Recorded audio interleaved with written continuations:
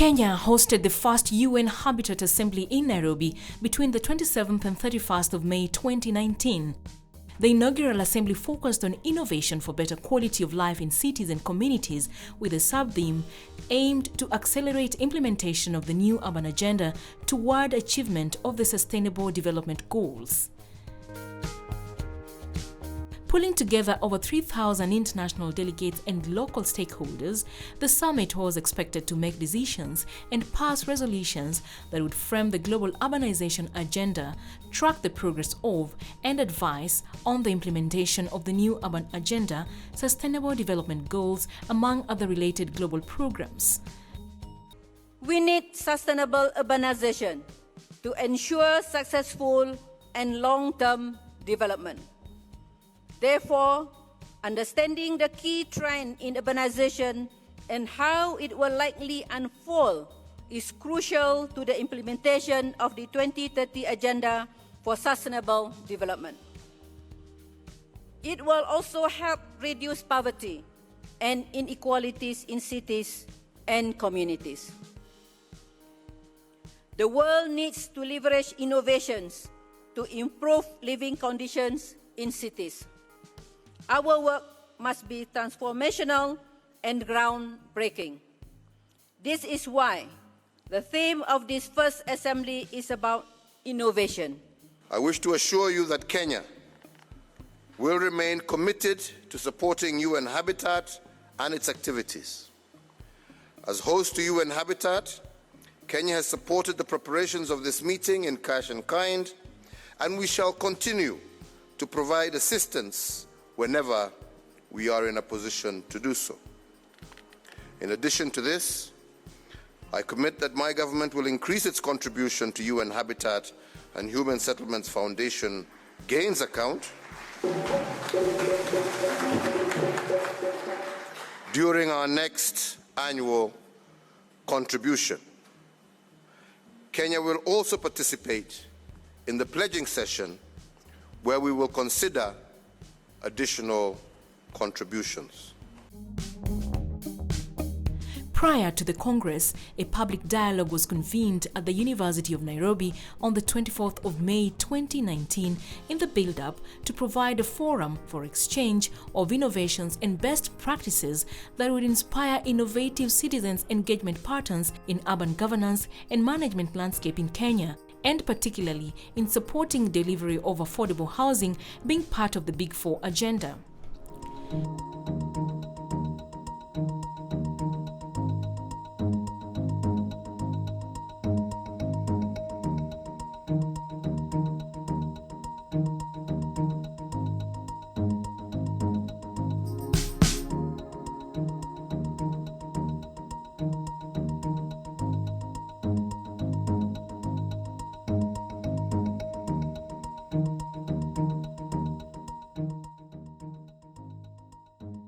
We're here in this public dialogue, trying to work with different partnerships to realize what the citizens' innovation can contribute precisely to matters around the new urban agenda, which basically speaks to social inclusive cities.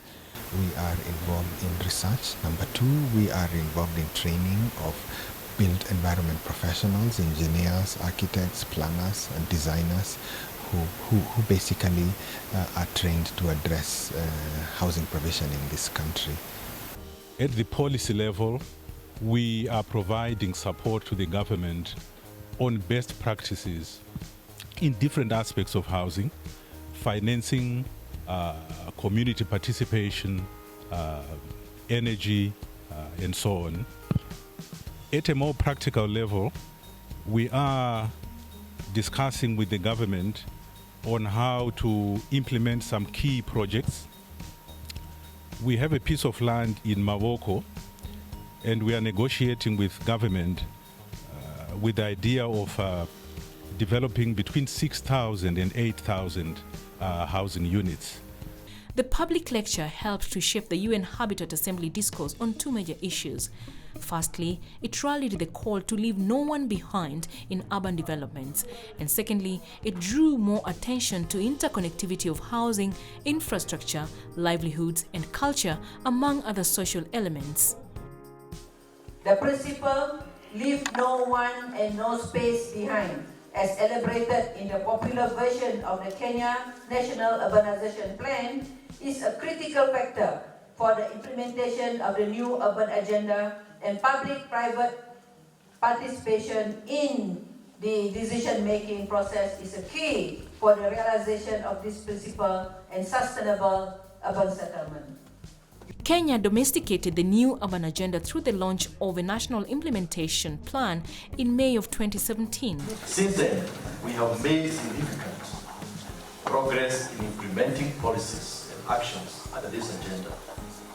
And sincerely, we had to be the first, because if we are saying that we are hosting Madam Maimuna and her UN Habitat here in Nairobi, and then you are following others, that narrative is not very good. So anything to do with the urban agenda, we really have to be the first, because we have the domicile. The administration is also running on a 4-point agenda that speaks to the urban space and population's development.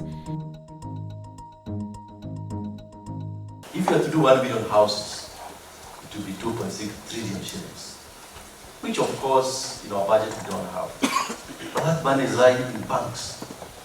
You have seen banks publishing their public statements.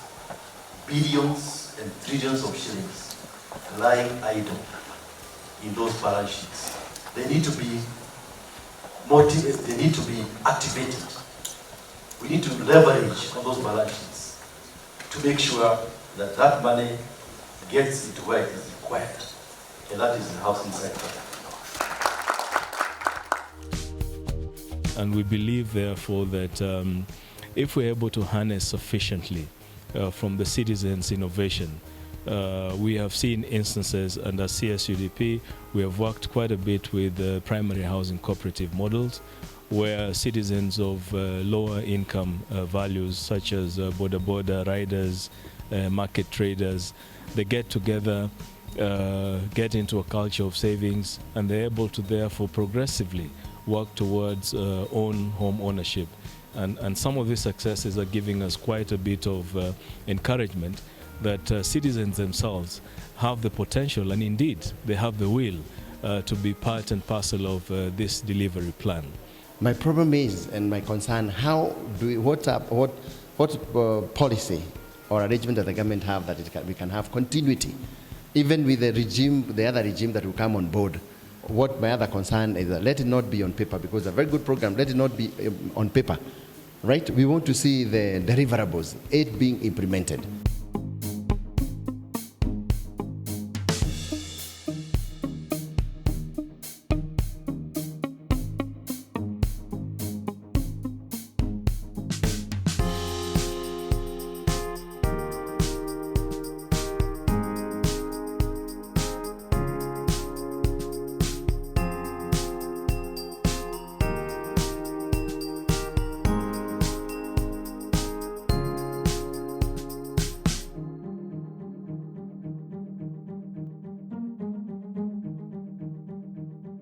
The public dialogue that preceded the UN Habitat Inaugural Assembly was organized through the cooperation of the National Habitat Committee, Civil Society Urban Development Platform, University of Nairobi Center for Urban Research and Innovations, and Kenya Alliance of Residents Association in collaboration with the UN Habitat.